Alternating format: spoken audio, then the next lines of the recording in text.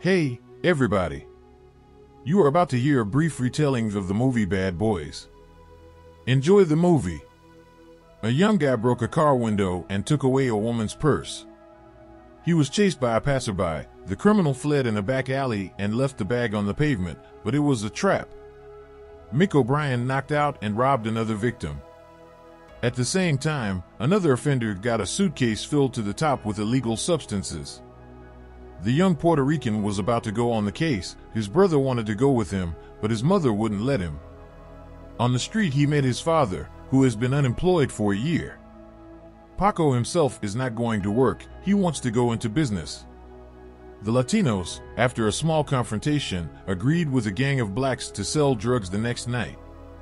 Their meeting was watched by a white kid named Carl. In the morning, he tells Mick that he saw a whole drugstore in the suitcase, a good profit. He and Paco go to school together, and the Puerto Rican has a thing for Mick's girlfriend. She knows what her young man does and is afraid that one day he will be shot or caught in another robbery attempt. In the evening, the schoolboys prepare masks and weapons and then steal a car. Pac's gang counts the pills. The little one again asks to take him with them, but this time his brother insists that he stay home. Dark-skinned bandos have prepared a serious arsenal. They are not going to give dough for the goods. Mick and his friend sat on his tail for now, and his brother went for a walk. Mick pulled on a mask and moved towards the Latinos, thereby thwarting the gangsters' plans. The dark-skinned dudes opened fire and took down one of the Puerto Ricans. The other two ran away, and then Carl, who wanted to cover his friend, went to the grave. Mick now tries to escape from the police, sharply turning the car. He accidentally hit his brother Paco to death and got into an accident. Mick was saved from severe punishment by the fact that he is a minor, so he was sent to serve time with other teenagers. Mr. Daniels is one of the juvenile mentors. Mick will be placed in cell block C for especially dangerous offenders, where he will sit with murderers, rapists, and robbers. Mr. Daniels escorted the newcomers to C block, where they immediately attracted the attention of the other inmates. There they met another mentor named Walensky. As Mick and Carl made their way to their cells, they were plastered from head to toe. Mick's roommate would be a talkative kid named Horowitz. His previous roommate had drunk half a gallon of detergent and been carried out of her feet first. That's how much he liked it here. Paco promises his mother that he'll avenge his brother, but it only makes her angry. Horowitz tells how he got beat up by 3 guys on the outside because he talked to their girlfriend. He went back and planted a bomb and ended up with 3 dead bodies. Unfortunately, they were other people. In the cell block, Lovegren, aka Viking, and Twitty are in charge. They lined up all the cons in 2 rows and took roll calls. Viking took his turn to get some food and sat down across from Mick. He asked the new guy what was wrong with his face. Mick guffawed until the main thing changed his mind. Afterward, Viking pulled a booger out of his nose and wiped it on Mick's food. Along with Twitty, they harass him in the restroom as well. Horowitz is a local technician. He fixed the prison peddler's receiver, for which he got 2 cartons of cigarettes. Asian Ricky nailed his own father, and Peretti kidnapped a 14-year-old girl and had fun with her for 2 days straight. They run an errand for Viking and Twitty. Every day the juvenile cons are driven on a run around the perimeter of the prison. Ramon Herrera is another mentor. He used to be a member of the youth gang, but today he sincerely tries to help the young criminals. Mick has attacked both old ladies and teachers. It's a wonder he's only gotten here now. All the inmates received letters from their loved ones. Jesse sent Mick a picture of himself. Meanwhile, Paco got revenge and sent the dark-skinned gunman who killed his friend to the other side of the world. Twitty piled into the cell with little Terrell and climbed on top of him, while Viking stayed outside so his buddy wouldn't be disturbed. Terrell had bought a knife earlier and wanted to stab the rapist with it, but he answered and knocked the weapon away and threw the kid down on the concrete floor. None of the inmates say who nailed the boy. Mick was promised he could get out early if he turned in the killer, but like everyone else, he didn't knock. However, that's exactly what Twitty accuses him of doing, and he has a grudge against the newcomer. Mick keeps catching glances from the 2 main thugs. The guy realized that now they were going to want to hurt him, so he bought 4 cans of Coke and stuffed them into a pillowcase. Mick asked Horowitz to come out, all the cons waiting to see what was about to happen. Mick decided to be first. He smashed Vikinger's nose. The cornered criminal took blow after blow until both of his enemies were left lying on the floor. He himself was grabbed by his mentors and thrown alone. In the shower, Horowitz told him that after what his neighbor had done, he was now Baraka's boss. Mick said he didn't need it, but Baraka boss gets 40% of the trade and assignments, and he can get a reduced sentence if he keeps the other prisoners in line.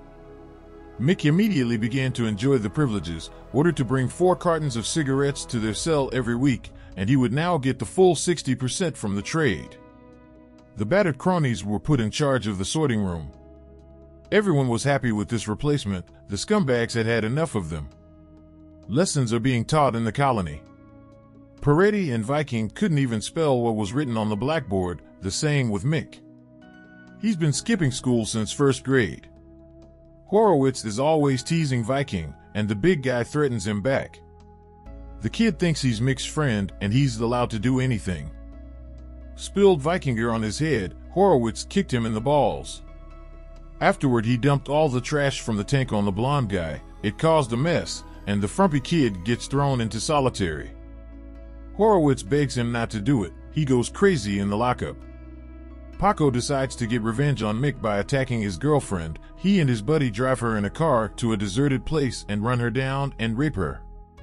He took off his mask so she'd know exactly who did it. He ordered his accomplice to shoot JC, but 2 detectives who were following the gangsters arrived. They arrested Paco and eliminated the criminal with the gun. The girl hesitates whether to testify against Paco or not. She decided to talk to Mick first. After learning what happened, the guy cried from helplessness. The girl agreed to make an identification and confidently pointed out the rapist. Mick wanted to meet his girlfriend, even if he had to run away to do so. Horowitz decided to keep him company and promised to solve the problem with the metal mesh. At the production facility, he filled a jar with corrosive paste. Soon Viking's buddy, Twitty, was free. The overjoyed thug was picked up in a van by a black fraternity. While jogging, Horowitz pretended to twist his leg and discreetly applied the destructive compound to the netting. The next day, the conspirator was just enough to kick her to make a pass for herself. Daniels was distracted at soccer practice and spotted the fugitives too late. He and Vanderbilt went after them. Suddenly, in the middle of the forest, Horowitz bumped into and got tangled in the barbed wire. The kid asked Mick to leave him and run away alone. He sassed Wander and the latter came at the outlaw with his fists. Mick ran out to the farm and jumped on a hay truck to the nearest town. Finally, exhausted, he ran to Jesse's house. When he saw the girl's disfigured face, he burst into tears. The cops knew that the fugitive would come here and were waiting for him. Mentor Ramon gave the lovers a few minutes. Ramon decided to educate them and brought Mick to the maximum security prison to show him what awaits him if he doesn't take his head in his hands. There's always a choice in life, and it's up to Mick to decide. The director, considering the circumstances, decided to give the prisoner a second chance and did not add 6 months to his sentence. Mick visited the battered Horowitz in the infirmary. Ramon called him into his office and told him that Paco Moreno had been brought to the colony and would be housed in C Block. He advises the kid to keep his head down and not try to settle scores with him. There are 6 months left before the review of the case, so he has a chance to be released very soon. Paco was greeted the same way as the others, spitting on him from head to toe, but he was more concerned about the fact that his nemesis Mick O'Brien was staring at him. Paco took the vacated bunk in the cell with Viking. Ramon held a conversation from Paco. They know about their situation with Mick here. The only reason he was in this particular colony was because there were no vacancies in the others. As soon as the opportunity arises, he'll be transferred, but for now he shouldn't cause trouble for himself or others. But it was Mick he approached first. He immediately apologized for his brother. Mick asked him to stay out of it, but he threatened to kill the Irishman. Mick gave them all their assignments, and the rookie was sent to the latrine.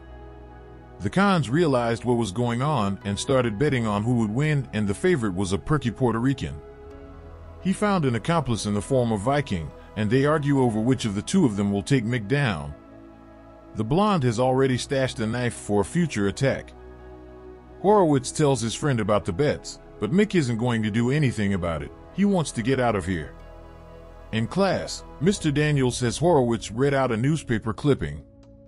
A certain Orange Jerome was fatally wounded in the abdomen while attempting to rob a liquor store. Only Viking knew it was about the recently released Twitty. This should be a lesson to everyone else. Zeke senses Mick won't be king for long and gives him a sneaky look. The Viking tripped Horowitz and knocked over a tray of food. Mick ordered the big guy out, but he and Puck sent the authority figure away. Only Daniel's intervention stopped the fight that was brewing. While watching a session, Viking called Horowitz a turd and threw a cigarette butt. A brief altercation and they almost got into another fight with Mick. If a friend isn't going to do anything about it, then Horowitz will figure something out on his own. He pocketed some nitrogen fertilizer while working in the greenhouse. Peddler Peretti is already negotiating with Pakov for more interest on the deals after he takes out Mick. While working at the firehouse, the new kid finds a big nail and puts it in his pocket, while the young bomber is busy making a new bomb. A neighbor warned him about the search and he hid the device in a hole behind a radiator. Wonder took them both outside and searched them, and did the same with Puck and Viking. Ramon found a knife hidden in their cell. The director gave Viking a choice of 4 weeks in solitary or 4 months to serve, and he chose the second option. The conspirators were not upset about the knife. By then Paka had already constructed a shiv from a found nail. Back in the cell, Viking found the receiver on the bunk. He didn't understand where it had come from, but he bragged about it to the other cons and went back to his cell. At some point the receiver flashed and went silent. Gorovets thought that nothing had worked, but a second later there was a small explosion and Viking's face turned into a bloody mess. The director informed the bomber that he would spend the rest of his sentence in solitary confinement. The kid was mad at the news and grabbed a club and started to smash the office. The guards ran in and twisted him.